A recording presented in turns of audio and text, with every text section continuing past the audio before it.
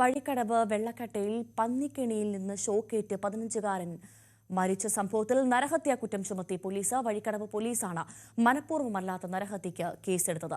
10ാം ക്ലാസ്സുകാരനായ ജിത്തുവാണ് മരിച്ചത്. ചികിത്സയിലുള്ള മറ്റ് 2 വിദ്യാർത്ഥികൾക്ക് ഷോക്കേറ്റിരുന്നു. അവർ ഒരു അപകടനില തരണം ചെയ്തു എന്നുള്ള വിവരമാണ് ഇപ്പോൾ പുറത്തുവരുന്നത്. പന്നിക്കണി സ്ഥാപിച്ച ആളെക്കുറിച്ച് പോലീസിന് വിവരം ലഭിച്ചെന്നുള്ള സൂചനയും ഇപ്പോൾ പുറത്തുവരുന്നുണ്ട്. അപകടത്തിന് പിന്നാലെ നിലമ്പൂരിൽ 1 മണിക്കൂറിലേറെ കോൺഗ്രസ് പ്രവർത്തകർ സംസ്ഥാന പാത ഉപരോധിച്ചു. സർക്കാർ സ്പോൺസേഡ് കൊലപാതകമെന്നായിരുന്നു ആര്യാടൻ ഷൗക്കത്തിന്റെ ആരോപണം. പ്രതിഷേധവുമായി BJPയും രംഗത്ത് വന്നു.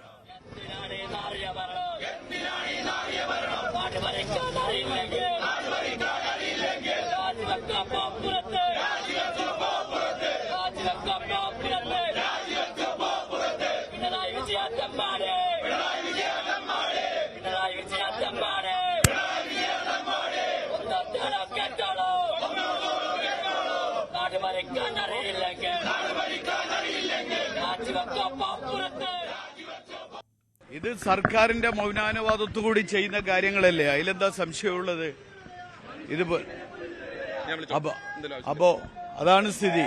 അപ്പൊ അതിനെതിരെ ശക്തമായ പ്രതിഷേധം സ്വാഭാവികമായിട്ടുണ്ടാവും. അതിനുള്ള നടപടികൾ ഉണ്ടാവണം. ഞാൻ പറഞ്ഞല്ലോ, ഈ തെരഞ്ഞെടുപ്പിൽ ഏറ്റവും കൂടുതൽ ചർച്ച ചെയ്യപ്പെടേണ്ട വിഷയം ഇതാണ്.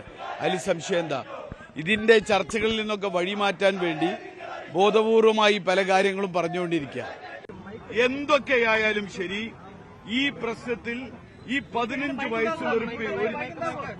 വയസ്സുള്ള ഒരു കുട്ടിയെ ഇങ്ങനെ ഈ രൂപത്തിൽ കൊന്നൊടുക്കാൻ കൂട്ടുനിന്ന ഈ പറയുന്ന സർക്കാരിനെതിരെ, അതിനുവേണ്ടി മൗനാനുവാദം കൊടുത്ത KCB ഡിപ്പാർട്ട്മെന്റിനെതിരെ കൃത്യമായ നടപടികളും കാര്യങ്ങളും എടുത്തിട്ടില്ലെങ്കിൽ ഇതിലും വലിയ പ്രക്ഷോഭങ്ങളിലേക്ക് UDF മുന്നോട്ട് പോകും. യാതൊരു സംശയവും നിങ്ങൾക്ക് വേണ്ട. ഇതിനൊരു പരിഹാരമുണ്ടായേ പറ്റൂ. 1ഉം 2ഉം വീഴ്ചയല്ലല്ലോ നിലമ്പൂരിൽ ഉണ്ടാവുന്നത്. ദിവസവും കാട്ടാൻ ആക്രമണം നടക്കുക. 2 പേരെ ഈ 3 മാസം മുൻപാട് 2 പേരെ, ഒരാഴ്ചക്കുള്ളിൽ 2 പേരെ കൊന്നൊടുക്കിയത്. ദിവസവും പുലി വരുന്നു, കടുവ വരുന്നു.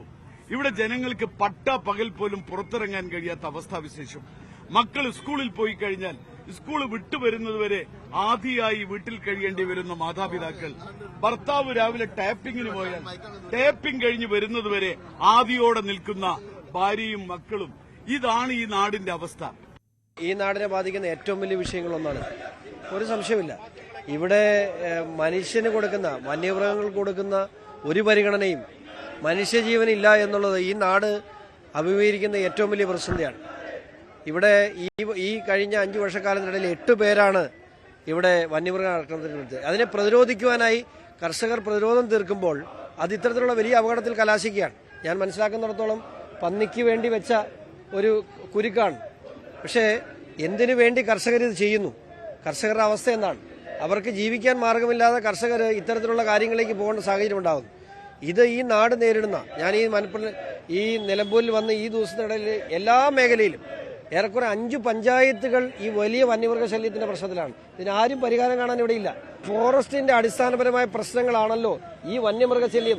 ഇതിനെ പ്രതിരോധിക്കാൻ ജനങ്ങളുണ്ടാകുന്ന പ്രശ്നങ്ങൾ. ഇപ്പൊ ആരെങ്കിലും കൊല്ലണമെന്ന് വെച്ചോണ്ട് ഒരു കർഷകൻ ആ കറണ്ട് വെക്കുവോ? നാളെ സംഭവിക്കാൻ പോകുന്ന എങ്ങനെയാ? ഈ കറണ്ട് വെച്ച കർഷകൻ കൊലപാതക കേസിൽ പ്രതിയാകുകയാണ്. എന്ത് ഉദ്ദേശത്തില്ല? അയാളുടെ ഇന്റൻഷൻ എന്താണ്? അയാളെ കൃഷി സംരക്ഷിക്കാൻ ചെയ്താകാം. പക്ഷേ അവിടെ ഒരു കുട്ടി കൊല്ലപ്പെടുന്ന സാഹചര്യം ഉണ്ടായി. ഇതിന്റെ കുഴപ്പം എവിടെയാണ് നിൽക്കുന്നത്? എന്തുകൊണ്ട് ആ കർഷകൻ അത് ചെയ്തു? ശരിയാണ്, അയാളെ ചെയ്തതിനെ ന്യായീകരിക്കല്ല. അയാൾ ചെയ്തതിന്റെ ഒരു കുട്ടിയുടെ ജീവൻ പോയിട്ടുണ്ടെങ്കിൽ അത് തെറ്റാണ്. പക്ഷെ അങ്ങനെയാണെങ്കിൽ പോലും എന്തുകൊണ്ട് ആ കർഷകൻ ചെയ്യേണ്ടി വന്നു? അത് ഇവിടുത്തെ ഫോറസ്റ്റ് ഡിപ്പാർട്ട്മെന്റ് അവരവരുടെ ജോലി ചെയ്യാത്തതിന്റെ കേന്ദ്ര നിയമമാണ് ഇതിനൊക്കെ തടസ്സമെന്നാണ് സംസ്ഥാന സർക്കാർ. ഞാൻ ഉറപ്പിച്ച് പറയുന്നു, ഏത് നിയമമാണ്? നിങ്ങൾ ആ ഫോറസ്റ്റ് സെക്ഷൻ 11(1)A എന്നോടൊന്ന് വായിച്ചു നോക്കണം. ഹണ്ടിങ്ങിന് പെർമിഷൻ ഉണ്ട്. മനുഷ്യജീവന് ഒന്നും വേണ്ട. സെക്ഷൻ 2, അതായത് മനുഷ്യജീവന് അല്ലെങ്കിൽ സ്വത്തിനും ആപത്കരമായ സാഹചര്യത്തിൽ വേട്ടയാടാൻ നിയമമുണ്ട് ആക്ടിൽ.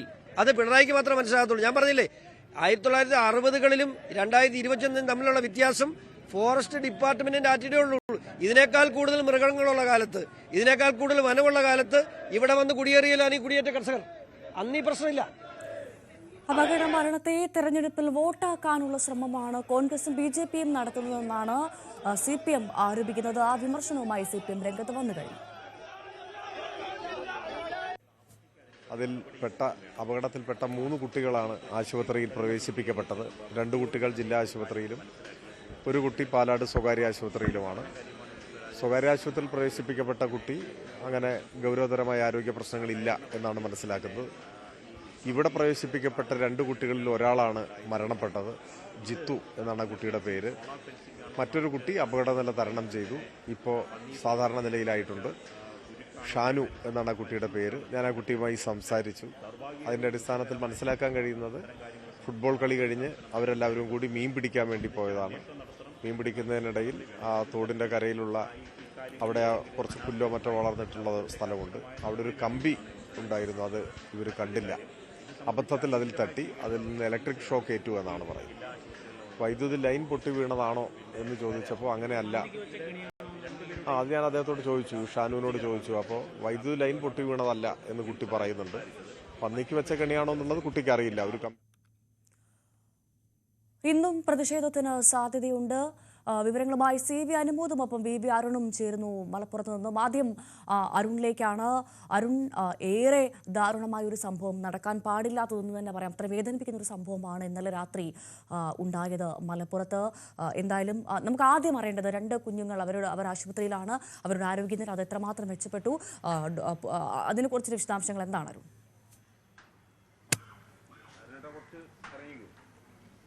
2 പേർ ആശുപത്രിയിലുണ്ട്. അതിൽ ഒരാളുടെ നില ഗുരുതരമാണ്. സ്വകാര്യ ആശുപത്രിയിലാണ് കുട്ടി ചികിത്സയിലുള്ളത്. മറ്റൊരാൾ ഷാനു ഈ നിലമ്പൂർ ജില്ലാ ആശുപത്രിയിലാണ് ഇപ്പോൾ ചികിത്സയിലുള്ളത്.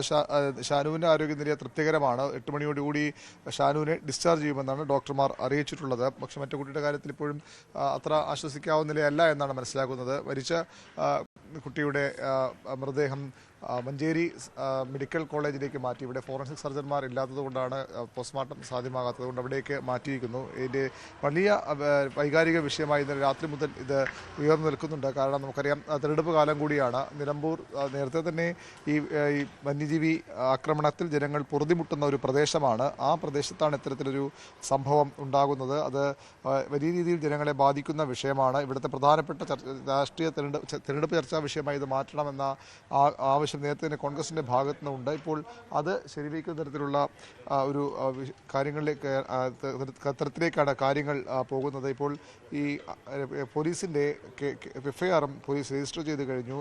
മനഃപൂർവ്വം നരഹത്യാ കുറ്റത്തിലാണ് കേസ് എടുത്തിട്ടുള്ളത്. അപകടം ഫെൻസിങ്ങിന് കറണ്ട് എടുക്കാൻ വേണ്ടി സ്ഥാപിച്ച കമ്പിയിൽ നിന്ന് പോലീസിൻ്റെ ഈ FIR, വഴിക്കടവ് പോലീസിൻ്റെ FIR വ്യക്തമാക്കുന്നു. മറ്റുള്ളവർക്ക് അപകടം ഉണ്ടാകുമെന്ന് അറിഞ്ഞുകൊണ്ടുള്ള പ്രവൃത്തിയാണ്. ജിത്തു അപകടത്തിൽപ്പെട്ടത് കാൽ വൈദ്യുതി കമ്പിയിൽ തട്ടിയാണ് അപകടത്തിൽപ്പെട്ടത്. മനഃപൂർവ്വമല്ലാത്ത നരഹത്യക്കാണ് ഇപ്പോൾ പോലീസ് കേസെടുത്തിരിക്കുന്നത്. അറിഞ്ഞുകൊണ്ട് അതായത് ഒരു അപകടം ഉണ്ടാകേണ്ട സാധ്യതയുണ്ട്. സ്വാഭാവികമായും വന്യജീവികൾക്ക് വേണ്ടി വെച്ച കെണിയാണ്, പന്നിക്ക് വേണ്ടി വെച്ച കെണിയാണ്, വൈദ്യുതി കെണിയാണ്. പക്ഷേ അങ്ങനെ വയ്ക്കുമ്പോഴും അതുവഴി ആളുകൾ പോകുന്ന പ്രദേശം കൂടിയാണ്, ഒരു സ്വകാര്യ വ്യക്തിയുടെ സ്ഥലമാണ്.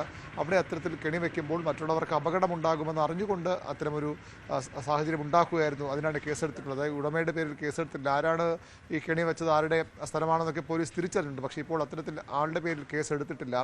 2 വിഷയമുണ്ട്. ഒന്ന്, ഈ കർഷകരുടെ വലിയ ആശങ്കകളുണ്ട്, അവരുടെ പ്രശ്നങ്ങളുണ്ട്. അവർ സ്വാഭാവികമായും അവരുടെ കൃഷിയിടങ്ങളിലേക്ക് പന്നികൾ ഉൾപ്പെടെയുള്ള വന്യമൃഗങ്ങൾ കയറാതിരിക്കാനാണ് ഇത്തരത്തിൽ കെണികൾ ഒരുക്കുന്നത്. പക്ഷേ അങ്ങനെ വരുമ്പോൾ നഷ്ടപ്പെട്ടത് ഒരു 15 വയസ്സുകാരൻ്റെ ജീവനാണ്. അതും അതേ തലത്തിൽ വൈകാരിക വിഷയമാണ്. കർഷകരുടെ പ്രശ്നങ്ങൾക്കൊപ്പം തന്നെ മനുഷ്യജീവൻ നഷ്ടപ്പെടുന്നതും അതേ രീതിയിലുള്ള വൈകാരിക വിഷയമാണ്. അതുകൊണ്ട് തന്നെ പോലീസ് എടുത്തിയാടി നടപടിയിലേക്ക് പോകുമെന്ന് കരുതാൻ വയ്യ. ഏതായാലും വലിയ രാഷ്ട്രീയ വിഷയമായി വിവാദമായി ഇത് വളർന്നു കഴിഞ്ഞു. ഇന്നലെ രാത്രി ഏതാണ്ട് 1 മണിക്കൂറിലെ 1.5 മണിക്കൂറിലോളം UDF പ്രവർത്തകർ റോഡ് ഉപരോധവും പോലീസ് സ്റ്റേഷൻ മാർച്ചുമൊക്കെയായി സജീവമായിരുന്നു. അതിനുശേഷം BJP പ്രവർത്തകരും സമരരംഗത്തേക്ക് എത്തിയിരുന്നു. CPMൻ്റെ ഇടതുമുന്നണി സ്ഥാനാർത്ഥി M സ്വരാജും പൊളിറ്റ് ബ്യൂറോ അംഗം A വിജയരാഘവനും ഒക്കെ ഇവിടേക്ക് എത്തിയിരുന്നു. കുടുംബത്തെ കാണാൻ, ഈ അപകടത്തിൽപ്പെട്ടവരുടെ കുടുംബാംഗങ്ങളെ കാണാനും ആശ്വസിപ്പിക്കാനും ഒക്കെ അവർ ശ്രമിച്ചിരുന്നു. പക്ഷേ പ്രതിപക്ഷത്തിൻ്റെയും BJPയുടെയും വിമർശനം മുഴുവൻ സർക്കാരിനെതിരാണ്. സർക്കാർ സ്പോൺസേഡ് കൊലപാതകം, ഇതൊരു അപകടമായല്ല പ്രതിപക്ഷം ഇതിനെ വിശേഷിപ്പിക്കുന്നത് അല്ലെങ്കിൽ ഇതിനെ കാണുന്നത്. ഇത് സർക്കാർ സ്പോൺസേഡ് കൊലപാതകം കൊലപാതകം എന്ന് തന്നെയാണ് അവർ ആരോപിക്കുന്നത്. കാരണം തീർച്ചയായും അത്തരത്തിലുള്ള ആരോപണങ്ങൾ പ്രശ്നമുള്ള നടക്കുന്നുണ്ട്. സ്ഥലമാണ്. ഒപ്പം ഇന്നും വലിയ പ്രതിഷേധത്തിന് സാധ്യതയുണ്ട്. അരുൺ, അറിയേണ്ട ഒരു കാര്യം പ്രധാനമായും ഈ കുഞ്ഞുങ്ങൾ, ഈ 2 പേർ ഇപ്പോൾ ചികിത്സയിലുണ്ട്. 2 പേരും 10ാം ക്ലാസ് വിദ്യാർത്ഥികളെന്നാണ് മനസ്സിലാക്കുന്നത്. ഈ 2 പേരിൽ നിന്നും മൊഴിയെടുത്താൽ മാത്രമേ എന്താണ് യഥാർത്ഥത്തിൽ സംഭവിച്ചത്, അവിടെ എന്താണ് സംഭവിച്ചത് എന്നുള്ള കാര്യം മനസ്സിലാവുകയുള്ളൂ. അത്തരത്തിൽ പോലീസ് അതിനുള്ള സാധ്യതകൾ തേടുന്നുണ്ടോ? മൊഴിയെടുക്കാനുള്ള ആരോഗ്യനിലയിലേക്ക് ആ കുട്ടികൾ എത്തിയെന്നാണോ മനസ്സിലാക്കേണ്ടത്? ഈ നിലമ്പൂർ ആശുപത്രിയിലുള്ള ഷാനുവിൻ്റെ ആരോഗ്യനില തൃപ്തികരമാണ്. ഷാനുവിൻ്റെ മൊഴി പോലീസ് ഇതിനകം രേഖപ്പെടുത്തുമെന്നാണ് അറിയാൻ കഴിയുന്നത്. ഏതായാലും ഷാനു കൃത്യമായി പറയുന്നുണ്ട്, ഈ ജിത്തു വീണത് ഈ കമ്പിയിൽ തട്ടി തന്നെ വീഴുകയായിരുന്നു. അത് പന്നിക്കണിയാണോ ഏത് തരത്തിലാണോ അവിടെ വൈദ്യുതി വന്ന കാര്യത്തിൽ വ്യക്തതയില്ല എന്നാണ് കുട്ടിയുടെ മൊഴി. ഏതായാലും കൂടുതൽ വിശദമായ മൊഴി തന്നെ 2 കുട്ടികളിൽ നിന്നും പോലീസ് സ്വീകരിക്കും. അവിടെ ഈ സ്ഥലം സന്ദർശിച്ചുള്ള അന്വേഷണവും ഉണ്ടാകും. രാത്രി മുഴുവൻ രാഷ്ട്രീയ പാർട്ടികളൊക്കെ ഇവിടെ ഉണ്ടായിരുന്നു. രാവിലെയും സമാനമായ പ്രതിഷേധങ്ങൾക്ക് സാധ്യതയുണ്ട്. പ്രതിഷേധങ്ങൾക്ക് അപ്പുറം ഇത് ജനങ്ങളെ നേരിട്ട് ബാധിക്കുന്നൊരു വിഷയമാണ്. അതുകൊണ്ട് തന്നെ ആ വിഷയം തെരഞ്ഞെടുപ്പിലും വലിയ ചർച്ചയായി മാറുമെന്ന് ഉറപ്പാണ്. ജനങ്ങൾക്ക് പട്ടാപ്പകൽ പോലും പുറത്തിറങ്ങി നടക്കാൻ കഴിയാത്ത നാടായി നിലമ്പൂർ മാറുന്നു എന്നാണ് ജനങ്ങളുടെ പരാതി, ആരോപണം, പ്രതിപക്ഷത്തിൻ്റെയും BJPയുടെയും ഒക്കെ ആരോപണവും. ഏതായാലും ഇതിൽ കേന്ദ്ര സർക്കാരിൻ്റെ നിയമങ്ങളാണ്, കേന്ദ്ര വന നിയമമാണ് ഈ പ്രതിസന്ധി കാരണമെന്ന് സംസ്ഥാന സർക്കാർ പറയുമ്പോൾ ആരെ പഴിചാരിയായാലും പരസ്പരം കേന്ദ്രത്തെയും സംസ്ഥാനത്തെയും രാഷ്ട്രീയ മുന്നണികൾ പഴിചാരുമ്പോഴും ജനങ്ങൾക്ക് വലിയ ആശങ്കയുണ്ട്. അവർക്ക് പുറത്തിറങ്ങി നടക്കാൻ കഴിയാത്ത അവസ്ഥയുണ്ട്. അതൊരു വസ്തുതയാണ്. അത് ഏറ്റവും സങ്കടകരമായ കാര്യം. 15 വയസ്സ് മാത്രമുള്ള ഒരു 10ാം ക്ലാസ്സുകാരൻ്റെ ജീവനാണ് ഇതിന് ഇപ്പോൾ നഷ്ടമായിരിക്കുന്നത്. അനുമോദ് കൂടി നമുക്കൊപ്പം ചേരുന്നുണ്ട്. അനുമോദ്, അപകടം നടന്ന സ്ഥലത്താണുള്ളതാണ് ഞാൻ മനസ്സിലാക്കുന്നത്. അനുമോദ്, ഏറെ വേദനിപ്പിക്കുന്ന ദാരുണമായ ഒരു സംഭവമാണ് ഉണ്ടായത്. ഒരു 10ാം ക്ലാസ്സുകാരൻ്റെ ജീവനാണ് നഷ്ടപ്പെട്ടത്. ഏറ്റവും പ്രധാനമായി നേരത്തെ ഷോൺ ജോർജിൻ്റെ ഒക്കെ ബൈറ്റിൽ അദ്ദേഹം പറയുന്നുണ്ട് 5-ലധികം പഞ്ചായത്തുകൾ അവിടെ വന്യമൃഗ ഭീഷണി നേരിടുന്ന സ്ഥലമാണെന്ന്. ആ വന്യമൃഗങ്ങളിൽ നിന്ന് രക്ഷ നേടാനായിരിക്കാം ഒരു പക്ഷേ ഈ പന്നിക്കണികളൊക്കെ വെച്ചത്. പക്ഷെ അവിടെയും നഷ്ടപ്പെട്ടത് ഒരു 10 വയസ്സുകാരൻ്റെ 15 വയസ്സുകാരൻ്റെ ജീവനാണെന്ന് ഓർക്കുമ്പോൾ അത് വളരെ വേദനിപ്പിക്കുന്ന ഒരു കാര്യമാണ്. ഇതെങ്ങനെയാണ് സംഭവിച്ചത് എന്നാണ് അവിടെ നിന്ന് മനസ്സിലാക്കാൻ സാധിച്ചത്. എന്താണ് അവിടുത്തെ നാട്ടുകാർ പറയുന്നത്?